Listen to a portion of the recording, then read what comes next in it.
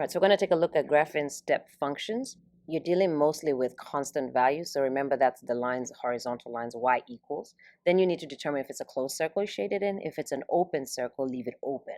Okay, so whether it has the equal sign or not. So we're going to graph these three between, let me look at my restriction first. So starting at less than -1. Because it's strictly less than, there's no equal sign, it's open at -1. And then at that point, the y value is -2. So you're going to go to -2, have an open circle, and everything less than that is -2 on the y. We're going to do 0. 0 is between 1 and 2, and it's going to both be closed because of the equal sign. And at that point, y is equal to 0. So it's going to be a horizontal line with two closed circles where y is equal to 0. Okay, the last one, greater than 2. So strictly greater than, open circle, and y is equal to 2. So open at y equals 2 all the way to the right. Okay, so step functions, as you can see, they're called step functions because you're taking a step by step. Okay, and so this just explains what the domain restrictions are, but we've kind of talked about this previously in class, but here it is in writing for you. All right, so now we've plotted the points. Is it continuous? So remember, continuous, you don't pick up your finger. But what am I doing right now? Picking up my finger. So no, it is not continuous. I have to pick up my finger. All right, let's graph another one. So x is less than, strictly less than, so it's open circle. Y is going to be -3. So open at -3 in the y, going to the left. Then between -2 and 1, so label -2 and 1, and it's closed, y is equal to 0. So that's a horizontal line there. Greater than 1, so open circle, y is equal to 3, greater than 1. So again, you can see steps. That's why it's called a step function. Is it continuous? No, because I'm picking up my pencil to go to the next one.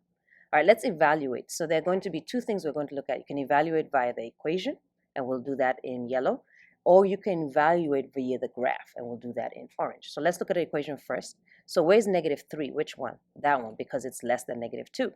And that function is always equal to -3. What about 1? It's not that one because it's greater than. The one that includes 1 is equal to 0. All right, let's do it with the graph. All right, where's -2? So I go -2. It's a closed circle there, so y is 0.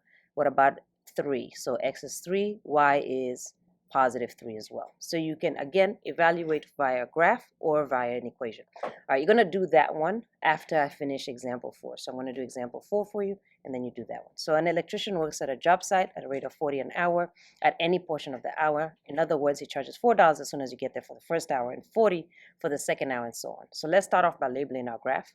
So we're going to go 0, then 1 hour, then 2 hours, 3 hours, 4 hours, 5 hours. That should be enough.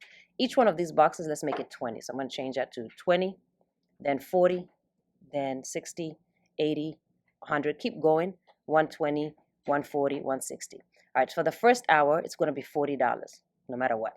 The second hour, it's another $40. So it's 80 hours. We're going to do open circle because the other one's closed, and then closed on the other. The third hour, 80 plus 40 is what? 120. All right, so the next one's 120.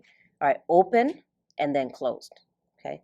All right, and then finally we need 3.5, so I need one more, right? So it goes 120, the next one's 140, then 160.